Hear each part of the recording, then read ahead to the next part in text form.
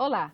Nos últimos 50 anos, os sonhos da casa própria e de um país desenvolvido fomentaram o surgimento de um setor empresarial muito forte no Brasil, a indústria da construção civil. Mas a crise econômica e o envolvimento em casos de corrupção política abalaram o setor, que nos 2 últimos anos acumula perdas consideráveis. A indústria da construção civil é o tema da Agenda Econômica de hoje, que recebe o presidente da Câmara Brasileira do Setor, José Carlos Martins.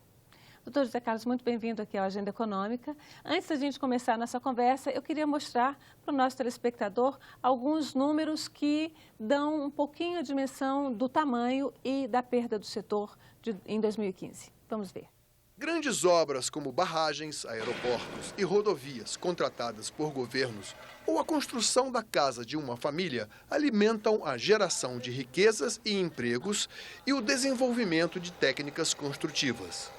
Ano passado, o PIB do setor somou mais de 325 bilhões de reais. Esse valor corresponde a uma queda de 7,6%.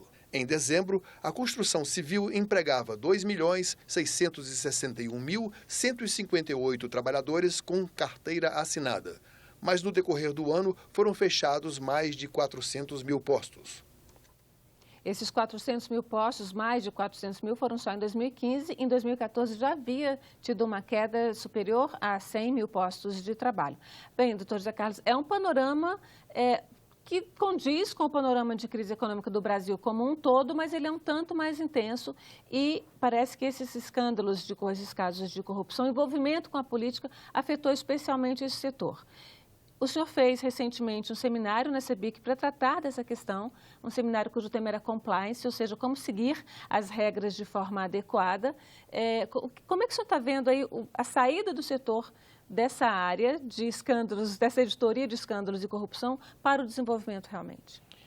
O setor da construção, ele é investimento.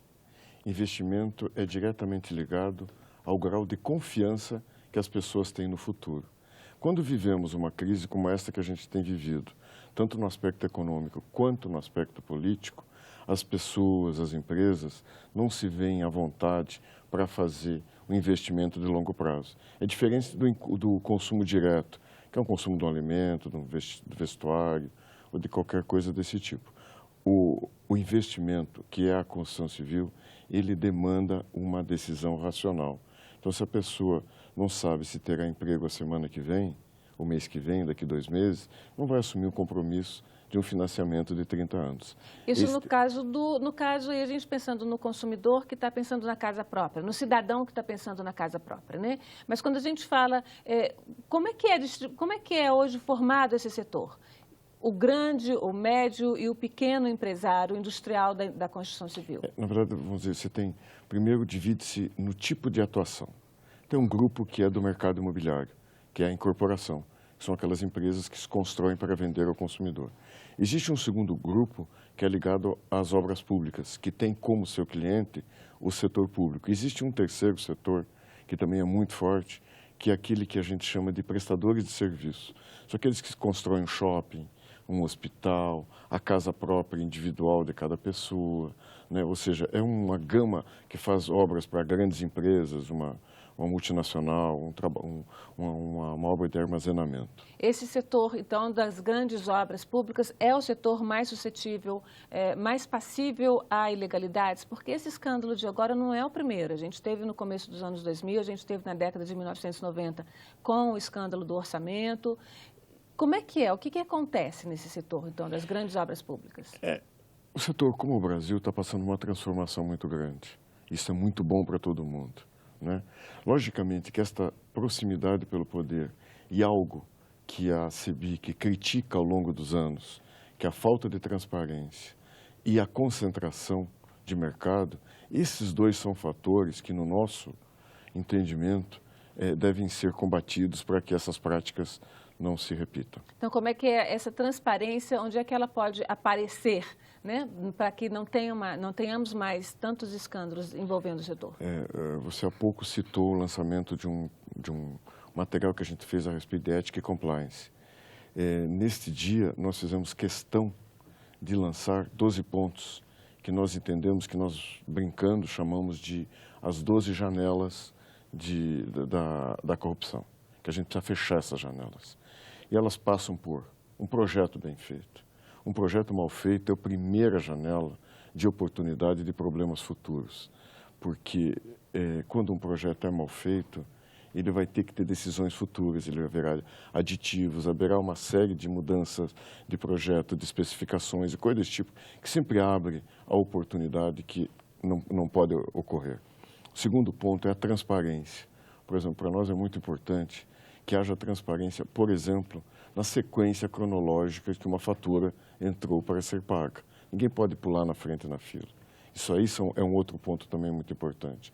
Tem um outro que... Só para a gente fazer um comentário, o setor público tem uma dívida enorme, ou seja, os governos, e a gente está falando de governo federal, estados e municípios, têm uma dívida muito grande com o setor. O senhor falou disso recentemente.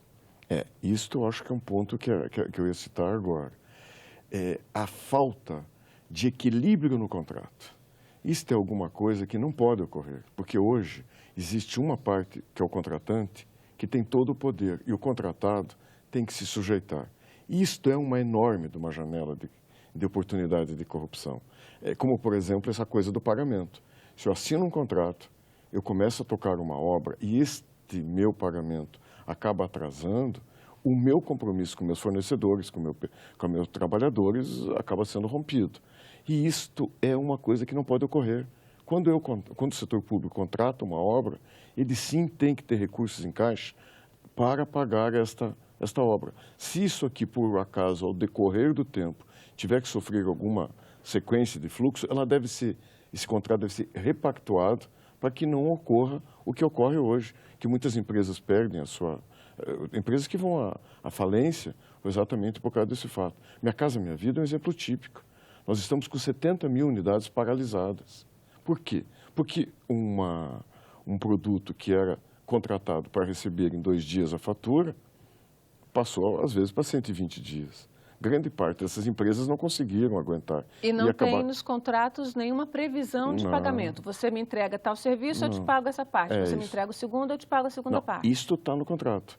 Mas se, por acaso, a parte contratante não cumprir, não existe uma penalidade que dê eficácia para esta regra. Contratualmente está isso, mas na prática não ocorre. Tem uma outra questão que é a qualidade dos serviços públicos. Você anda por uma estrada que foi feita há 3 meses, ela está toda esburacada.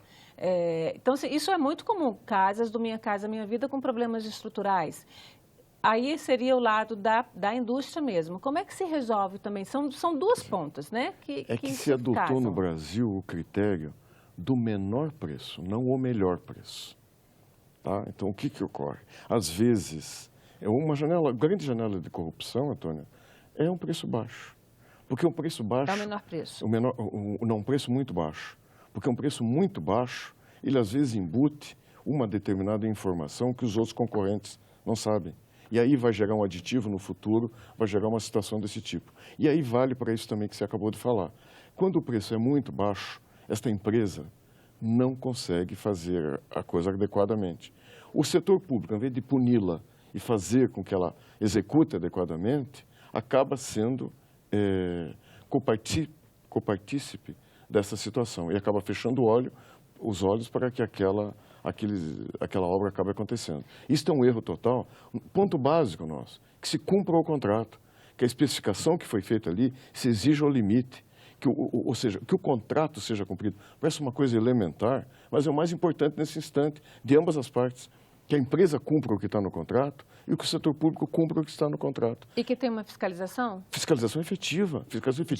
De obra, que não busque somente aquela coisa de buscar o menor preço. Eu insisto, o melhor preço. Qual é o melhor preço ao longo de uma vida útil de uma obra? Porque muitas vezes, isso que você acabou de falar, tem um outro ponto que também nós citamos nesses 12 pontos, que é o seguinte: é muito comum o governante chegar e dizer o seguinte: eu preciso tocar essa estrada. Ele sabe que a estrada custa 150. Só que a emenda, que aquilo que tem no orçamento é 100. Daí ele chega e diz assim: olha, me faça caber em 100. Me faça por 100. Me faça por 100. E aí o asfalto de 6 centímetros fica com 3. E daqui a um ano ele está todo deteriorado. Então, são práticas que não são mais concebíveis no Brasil de hoje. Mas aí, então, requer mudança de legislação, requer mudança de elaboração de projeto e requer mudança de cultura das indústrias e do governo. Inclusive, nesse momento, o Congresso Nacional discute lei de licitação, reforma da lei de licitação. Nós temos uma posição que até antes da lei de licitação, que seja a forma de contratação. Que forma de contratação é muito importante nesse momento. É até mais importante que a mudança da legislação. Porque todos os problemas que você tem hoje passam sempre por esse ponto da contratação. Passa por isso que a gente acabou de falar nesse instante. Então, não é uma mudança muito grande em termos de... É postura, é fiscalização, é uma decisão política que tem que acontecer. Aí a gente está falando das grandes empreiteiras, mas elas não são a maior parte do setor. Como é que está o setor? Quem é que faz? Como é que está o setor de médias empreiteiras e de pequenas também? E aqueles trabalhadores, aqueles mestres de obra que fazem a casa do cidadão que mora na periferia das cidades, que mora na cidade pequena? Antônia, o problema que a construção civil está sofrendo, logicamente que ela acaba tendo impacto no todo dessas grandes empresas, mas o problema não é esse. O problema é a queda do investimento. Porque tanto faz para a pessoa não querer comprar a sua casa própria, como a indústria ampliar a sua indústria. O comércio, a gente olha, só tem placa de aluga-se. Por que alguém vai fazer um prédio comercial novo? Você compreende? Então, vamos dizer, o investimento esgotou-se. Vamos dizer, nesse momento ele não tem a decisão de ninguém querer investir, seja quem seja. A família, a indústria, o comércio, o governo, ninguém tem dinheiro para investir.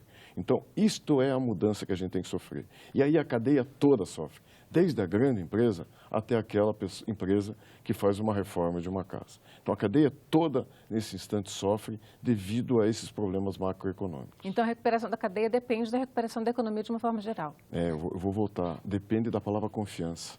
Ninguém investe sem confiança. Então, eu tenho que recuperar a credibilidade na economia do Brasil para que as pessoas e as empresas voltem a fazer investimento. Bom, nós vamos fazer um pequeno intervalo e daqui a pouco voltamos para continuar esse assunto sobre a indústria da construção civil. Já, já.